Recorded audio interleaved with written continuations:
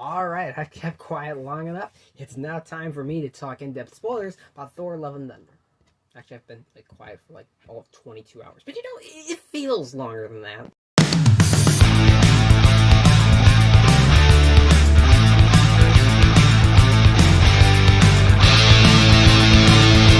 What's going on, you guys? In case you didn't read the title, didn't see the thumbnail, didn't see the intro, this is going to be a spoiler-filled review of Thor Love and Thunder. So if you want to get spoiled, stick around.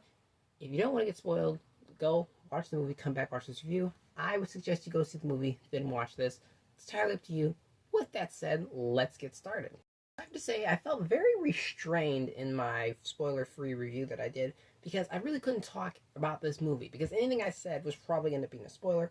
So, man, does it feel nice to be able to just say everything on my mind and just talk about all the ludicrousness and the fun and the insanity of this movie. This movie is one insane ride from beginning to end.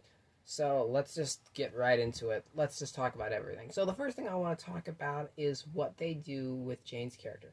So we find out in this movie Jane has cancer. This is something lifted from the comics. And so eventually what happens is she's at New Asgard.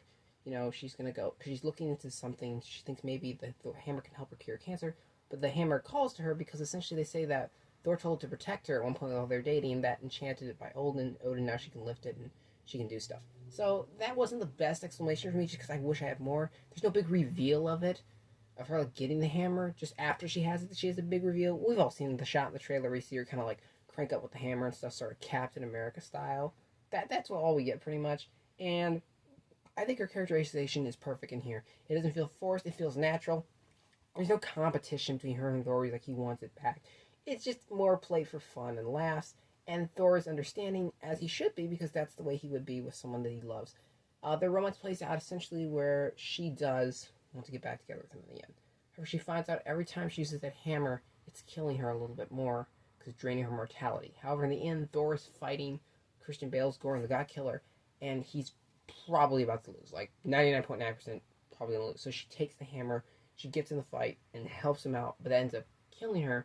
But she does get to go to Valhalla, which is a major point in this movie. They make very clear a lot of people want to go to Valhalla, which is their heaven, and only a warrior dies in battle. But because she had cancer, that means she can go battle because that means she's a warrior. So she dies essentially because, so Christian Bale's thing is his daughter died.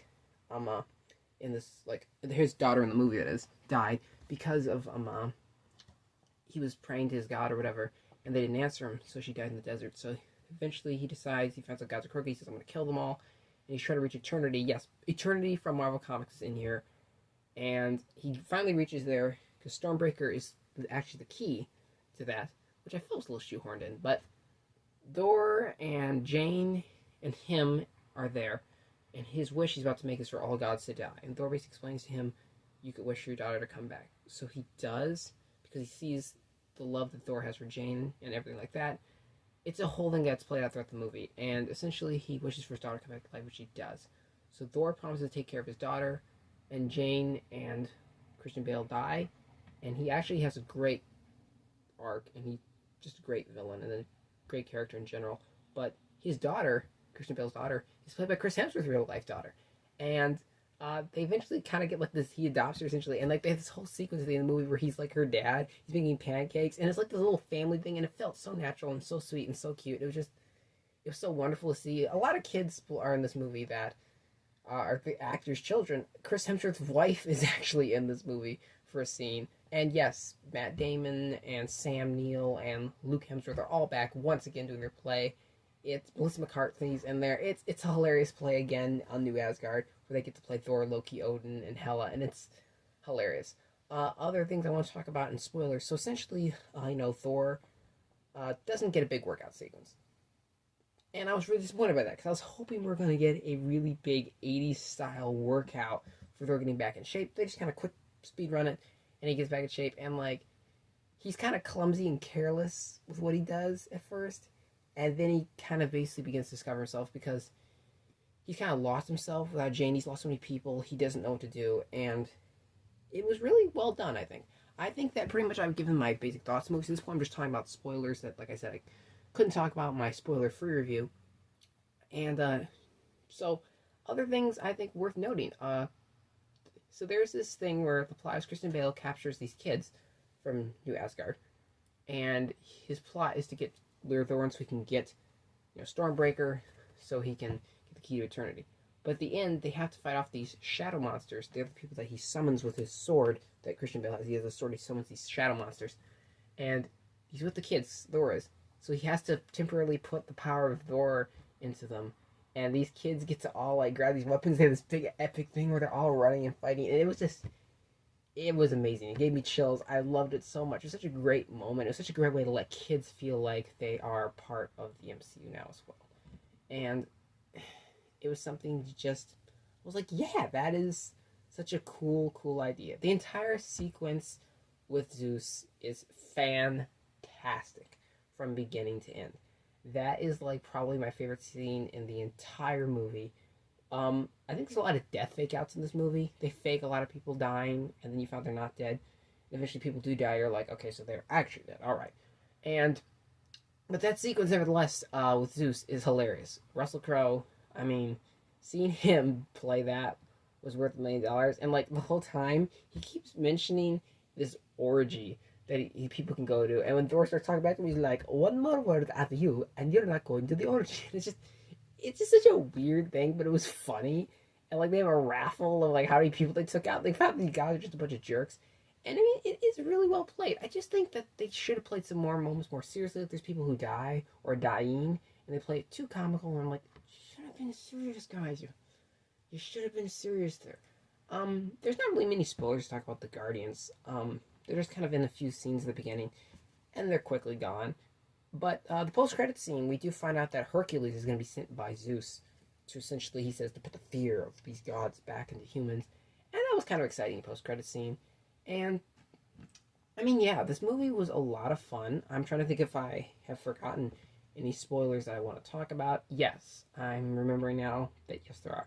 So, another thing that I was admittedly worried about going into this movie was just the short runtime. The short runtime is fine because this movie is very quick when it jumps from each thing that it has to go to, and it doesn't drag out its time. The runtime's fine. I think if it had been any longer, it would have been wrong. I do think the movie looks a little edited. Some scenes that are like, you could tell there's stuff cut out of this movie. Like, it's pretty obvious. But nevertheless, with all that said, I think this movie does a great job at entertaining you. This movie never feels long and never feels boring. If you don't sort of like it, you probably will never feel like it's moving slowly. It's just very good like that.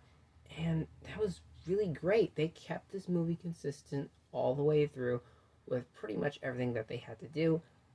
I enjoyed it. It was a lot of fun. Issues, yes, you can watch my review if you want to hear about them. But overall, this movie was just exactly what I needed. It was a feel-good movie. And I loved it. I was vibing with it. It was a lot of great fun. I think the dark sequences were like, there was a sequence where, like, to tell you how varied, okay, this is where I can go there.